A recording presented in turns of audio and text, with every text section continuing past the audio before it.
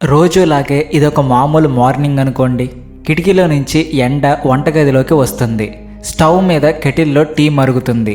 మనం సింపుల్గా ఒక చిన్న నాబ్ ఆన్ చేయగానే టప్మని బ్లూ కలర్ మంట వెలుగుతుంది. సిలిండర్లో గ్యాస్ నింపినట్టుగానే ఈ ప్రాసెస్ అంతా చాలా ఈజీగా అనిపిస్తుంది. కానీ అసలు ఈ ఎల్పిజి గ్యాస్ ఎక్కడి నుండి వస్తుందో ఎప్పుడైనా బుర్ర పెట్టి ఆలోచించారా? ఇదొక మామూలు ప్రొడక్ట్ లాగా ఫ్యాక్టరీలో రెడీ అవుతుందా, లేక లక్షల కోట్ల ఏళ్లుగా భూమి లోపల ఎక్కడో దాక్కుని ఉందా?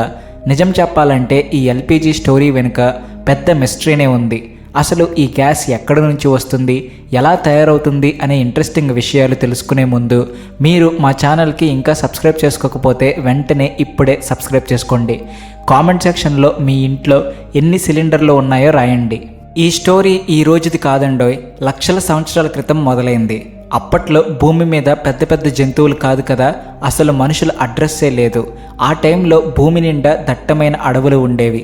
సముద్రాల్లో వింత వింత మొక్కలు, లక్షలాది చిన్న చిన్న ప్రాణులు ఉండేవి. టైం గడిచే కొద్దీ ఏమైందంటే ఈ మొక్కలు, సముద్ర జీవులు చనిపోయి మెల్లగా బురద, ఇసుక కింద కూరుకుపోయాయి. ఇక్కడే మన స్టోరీలో అసలైన ట్విస్ట్ స్టార్ట్ అవుతుంది. ఇవన్నీ భూమి పొరల కింద పాతిపెట్టుకుపోయినప్పుడు వాటి మీద విపరీతమైన ప్రెషర్ పెరిగింది. టెంపరేచర్ కూడా అమాంతం పెరిగిపోయింది. ఇది వందలో వేలో కాదు, లక్షల కోట్ల సంవత్సరాల పాటు జరిగిన ఒక లాంగ్ ప్రాసెస్.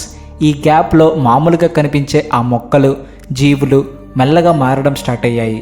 వాటి ఫిజికల్ అపియరెన్స్, వాటిలోని కెమికల్ కాంపోజిషన్ కంప్లీట్గా మారిపోయాయి. ఆ తర్వాత ఒకానొక టైంలో ఇవన్నీ కలిసిపోయి ఈరోజు మనం క్రూడ్ ఆయిల్ అని పిలుచుకునే ఒక నల్లటి జిగట పదార్థంగా మారిపోయాయి.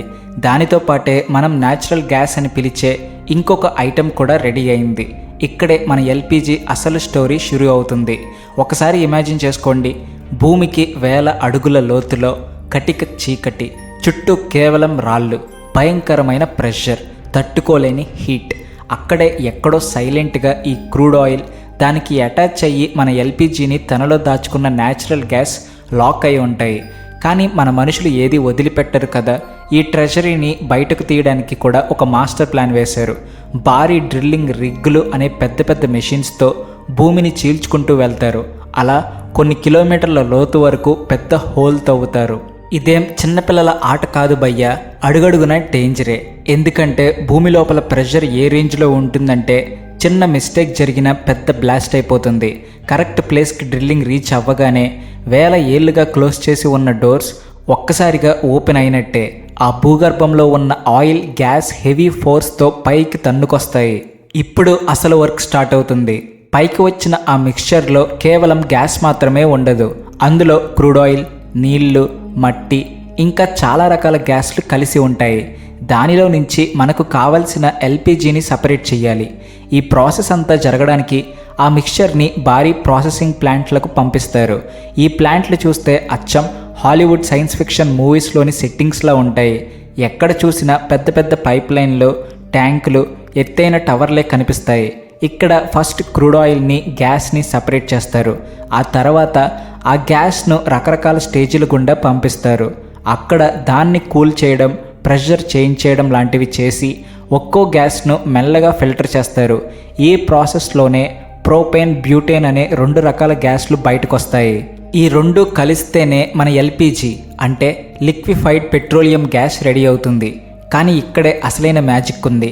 గాలిలాగా ఎటో ఎగిరిపోయే ఈ గ్యాస్ను అంత చిన్న సిలిండర్లో ఎలా ప్యాక్ చేస్తున్నారు? సైన్స్ కరామత్ అంతా ఇక్కడే ఉంది. మామూలు రూమ్ టెంపరేచర్ దగ్గర ఈ ప్రోపేన్, బ్యూటేన్ 2 గ్యాస్ ఫామ్లోనే ఉంటాయి. కానీ వాటికో స్పెషల్ క్వాలిటీ ఉంది. వాటి మీద బాగా ప్రెషర్ పెడితే చాలు, సైలెంట్గా లిక్విడ్ లాగా మారిపోతాయి. అంటే బయట గాలిలో ఇష్టం వచ్చినట్టు స్ప్రెడ్ అయ్యే గ్యాస్ను ఓ క్లోజ్డ్ ఏరియాలో పెట్టి గట్టిగా ప్రెషర్ అప్లై చేస్తే అది నీళ్లలా ద్రవంగా మారిపోతుందన్నమాట. ఎల్పిజి వెనుక ఉన్న మెయిన్ టెక్నాలజీ ఇదే. ప్రాసెసింగ్ ప్లాంట్లో ఈ గ్యాస్లను పెద్ద పెద్ద ట్యాంకుల్లోకి పంపి అక్కడ భయంకరమైన ప్రెషర్లో ఉంచుతారు. ప్రెషర్ పెరిగే కొద్దీ గ్యాస్ మెల్లగా లిక్విడ్ లాగా మారుతుంది. దీనివల్ల యూజ్ ఏంటంటే లిక్విడ్ ఫామ్లో ఉంటే గ్యాస్ చాలా తక్కువ స్పేస్ తీసుకుంటుంది. అదే గ్యాస్ లాగా ఉంచితే దాన్ని స్టోర్ చేయడానికి కొండలంత ట్యాంకులు కావాలి. ఒక్కసారి లిక్విడ్ అయ్యాక అదే గ్యాస్ను మన ఇంట్లో వాడే చిన్న సిలిండర్లో ఈజీగా నింపేయచ్చు. ఇప్పుడు మీ ఇంట్లో ఉన్న గ్యాస్ సిలిండర్ని ఒకసారి ఇమాజిన్ చేసుకోండి. దాని లోపల కేవలం లిక్విడ్ లాగా ఉన్న గ్యాస్ మాత్రమే కాదు, పైన కొంచెం ఎంటీ స్పేస్ కూడా ఉంటుంది. ఆ ప్లేస్లో గ్యాస్ దాని ఒరిజినల్ ఫామ్లో ఉంటుంది. మీరు నాబ్ ఆన్ చేయగానే సిలిండర్ లోపల ప్రెషర్ కొద్దిగా డ్రాప్ అవుతుంది, అంతే. లిక్విడ్గా ఉన్న ఎల్పిజి ఇమీడియట్గా గ్యాస్ లాగా మారిపోయి పైపుల ద్వారా మీ స్టవ్కి రీచ్ అవుతుంది. అంటే మీరు వంట చేసిన ప్రతిసారి సిలిండర్ లోపల ఒక చిన్న సైన్స్ ఎక్స్పెరిమెంట్ జరుగుతుందన్నమాట. లిక్విడ్ గ్యాస్గా మారడం, ఆ గ్యాస్ మంటలా వెలగడం జరుగుతుంది.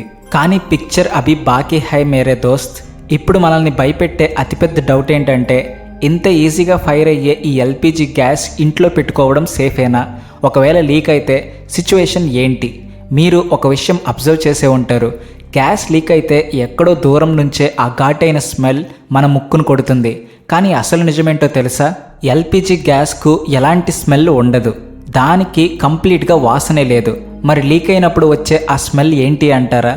గ్యాస్కు వాసన లేకపోతే అది లీక్ అవుతున్న విషయం మనకు కలలో కూడా తెలియదు.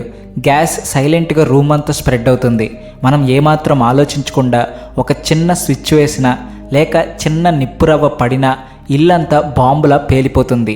అందుకే మన సైంటిస్టులు ఒక బ్రెయిన్ వాడేసి సూపర్ ఐడియా కనిపెట్టారు. ఎల్పిజిలో ఇథైల్ మార్కాస్టన్ అనే ఒక కెమికల్ను కావాలనే యాడ్ చేస్తారు.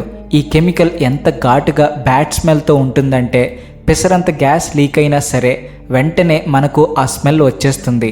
ఆ స్మెల్ తగలగానే మన బ్రెయిన్ టప్మని అలర్ట్ అయిపోయి మనం కేర్ఫుల్గా ఉంటాం. అంటే మన ముక్కును మండిస్తూ మనకు ఇరిటేషన్ తెప్పించే ఆ వాసనే నిజానికి మన ప్రాణాలను సేవ్ చేస్తుందన్నమాట. అయితే డేంజర్ అక్కడితో ఎండ్ అవ్వలేదు బాసు. ఎల్పిజి గ్యాస్ గాలి కంటే వెయిట్ ఎక్కువ ఉంటుంది. అంటే ఒకవేళ గ్యాస్ లీక్ అయితే అది పైకి గాలిలో కలిసిపోకుండా కిందకి వెళ్తుంది. నేల మీద నెమ్మదిగా సెటిల్ అవ్వడం స్టార్ట్ చేస్తుంది. రూమ్ డోర్స్ క్లోజ్ చేసి వెంటిలేషన్ లేకపోతే మెల్లగా రూమ్ అంతా ఈ గ్యాస్ ఫిల్ అయిపోతుంది. అందుకే గ్యాస్ లీక్ అయితే వెంటనే కిటికీలు తలుపులు ఓపెన్ చేయాలని అందరూ గొంతు చించుకుని మరీ చెబుతూ ఉంటారు. అసలు ఎలక్ట్రికల్ స్విచ్లు ఆన్ చేయకూడదు, వీలైనంత త్వరగా గ్యాస్ ఆఫ్ చేయాలి. సరే, ఇంత డేంజర్ ఉన్నప్పుడు డైలీ మన ఇంట్లో దీన్ని ఎందుకు వాడుతున్నాం? వేరే గ్యాస్ ఏదైనా వాడొచ్చు కదా అని మీకు డౌట్ రావచ్చు. దానికి ఆన్సర్ దాని క్యారెక్టర్లోనే ఉంది. ఎల్పిజి చాలా ఫాస్ట్గా మండుతుంది, కంప్లీట్గా బర్న్ అయిపోతుంది. అన్నిటికంటే ఇంపార్టెంట్ ఏంటంటే చాలా తక్కువ పొగను పొల్యూషన్ని ఇస్తుంది. ఇది మనకు వాడుకోవడానికి చాలా కంఫర్టబుల్గా ఉండడమే కాకుండా మిగతా ఫ్యూయల్స్ కంటే చాలా క్లీన్గా ఉంటుంది. ఇప్పుడు స్టోరీలో క్లైమాక్స్కి వద్దాం. ఎల్పిజికి ఇంత వాల్యూ ఉండి అంతే డేంజర్ ఉన్నప్పుడు వేల కిలోమీటర్ల దూరం నుంచి దాన్ని మన ఇళ్లకు సేఫ్గా ఎలా తెస్తున్నారు? ఆ పెద్ద పెద్ద ట్యాంకుల నుంచి స్టార్ట్ అయ్యి చిన్న సిలిండర్లలోకి మారి భారతదేశంలోని ప్రతి సిటీకి పల్లెటూరుకి ఎలా చేరుతున్నాయి? ఈ జర్నీ వెనుక ఎంత టెక్నాలజీ, ఎంత హార్డ్ వర్క్, ఇంకెంత సెక్యూరిటీ ఉందో తెలుసా? ఈ జర్నీ అనుకున్నంత ఈజీ కాదు. ఎందుకంటే ఎల్పిజి అంటే పిల్లల ఆట కాదు, చాలా ఫాస్ట్గా ఫైర్ అయ్యే ఐటెం. చిన్న మిస్టేక్ జరిగినా, ఒక చిన్న నిప్పురవ్వ పడినా టోటల్గా డిస్ట్రాయ్ అయిపోతుంది. అందుకే దాన్ని ట్రాన్స్పోర్ట్ చేయడానికి స్పెషల్ అరేంజ్మెంట్స్ చేస్తారు. ఫస్ట్ ఈ లిక్విడ్ ఫామ్లో ఉన్న ఎల్పిజిని పెద్ద పెద్ద కోటల లాంటి భారీ స్టోరేజ్ ట్యాంకుల్లో స్టోర్ చేస్తారు. ఆ ట్యాంకులకు చాలా థిక్గా ఉండే వాల్స్, ప్రెషర్ను కంట్రోల్ చేసే సిస్టమ్స్, కంటిన్యూస్గా మానిటర్ చేసే టెక్నాలజీ ఉంటాయి. ఇక్కడ నుంచి ఎల్పిజిని 2 రూట్స్లో పంపిస్తారు. 100 కిలోమీటర్లు ఉండే భారీ పైప్లైన్ల ద్వారా లేదా పెద్ద పెద్ద ట్యాంకర్లు, కార్గో షిప్స్ ద్వారా పంపిస్తారు. మీరు రోడ్ల మీద వెళ్తున్నప్పుడు హైలీ ఫ్లేమబుల్ అని రాసి ఉన్న పెద్ద క్యాప్సూల్ లాంటి ట్యాంకర్లను చూసే ఉంటారు. ఈ ట్యాంకర్లలో కూడా ఎల్పిజినే ఉంటుంది. కానీ సెక్యూరిటీ మామూలుగా ఉండదు. ప్రతి ట్యాంకర్కు చాలా లేయర్స్ ప్రొటెక్షన్ ఉంటుంది. ప్రెషర్ కంట్రోల్స్, సేఫ్టీ వాల్వ్లు ఉంటాయి. ఏమాత్రం తేడా వచ్చినా వెంటనే డెసిషన్ తీసుకునేలా ఆ డ్రైవర్లకు స్పెషల్ ట్రైనింగ్ కూడా ఇస్తారు. ఈ ట్యాంకర్లు ఫైనల్గా గ్యాస్ బాటిలింగ్ ప్లాంట్కు రీచ్ అవుతాయి. ఇక్కడే మీ ఇంటికి గ్యాస్కి కనెక్షన్ కుదిరే అసలైన వర్క్ జరుగుతుంది. ఆ బాటిలింగ్ ప్లాంట్లో వేలాది ఎంటీ సిలిండర్లు లైన్లో క్యూ కట్టి ఉంటాయి. అదొక పెద్ద ఫ్యాక్టరీ లాంటిది. ప్రతి సెకండ్కు 100 సిలిండర్లు ఫిల్ అవుతూనే ఉంటాయి. ఫస్ట్ ప్రతి సిలిండర్కి ఏమైనా డ్యామేజ్ ఉందా, లీక్ అవుతుందా అని టెస్ట్ చేస్తారు. ఆ తర్వాత ఆటోమేటిక్ మిషన్ల ద్వారా ఎక్కువ కాకుండా తక్కువ కాకుండా పక్కా కొలతతో ఎల్పిజిని అందులో నింపుతారు. కరెక్ట్ వెయిట్ ఉందో లేదో అని ప్రతి సిలిండర్ను వెయిట్ చెక్ చేస్తారు. ఫైనల్గా దాన్ని సీల్ చేసి మీ సిటీకి, మీ ఏరియాకి, ఆ తర్వాత మీ ఇంటికి డెలివరీ వెహికల్లో వేసుకుని వస్తారు. సో ఇదన్నమాట మ్యాటర్. ఇకపై మీరు కిచెన్లోకి వెళ్ళి గ్యాస్ స్టవ్ ఆన్ చేసిన ప్రతిసారి కేవలం ఆ బ్లూ కలర్ మంటను మాత్రమే చూడకండి. దాని వెనుక ఉన్న కోట్ల సంవత్సరాల హిస్టరీని, భూమి అడుగు పొరల నుంచి మీ గది దాకా అది చేసిన సాహస యాత్రను ఒక్కసారి గుర్తు చేసుకోండి. ఇంత డేంజరస్ గ్యాస్ని కూడా మన డైలీ లైఫ్లో ఒక నమ్మకమైన భాగంగా మార్చేసిన మనిషి బ్రెయిన్ని, టెక్నాలజీని కూడా మెచ్చుకోవాల్సిందే. భారతదేశం లాంటి పెద్ద దేశంలో ప్రతి మూలకు ఇలాంటి డేంజరస్ వస్తువును సేఫ్గా చేరవేయడం అంటే మామూలు విషయం కాదు. వెనుక ఎంతోమంది కష్టం, ఎంతో టెక్నాలజీ ఉంది. ఈ స్టోరీ విన్నాక మీకు గ్యాస్ సిలిండర్ చూస్తే ఖచ్చితంగా ఒక రెస్పెక్ట్ వస్తుంది. మీకు ఈ వీడియో నచ్చితే గట్టిగా ఒక లైక్ కొట్టండి. ఇలాంటి ఇంట్రెస్టింగ్ మైండ్ బ్లోయింగ్ వీడియోల కోసం మా ఛానల్ని సబ్స్క్రైబ్ చేసుకోవడం మాత్రం మర్చిపోకండి. Please like and share and also thanks for watching.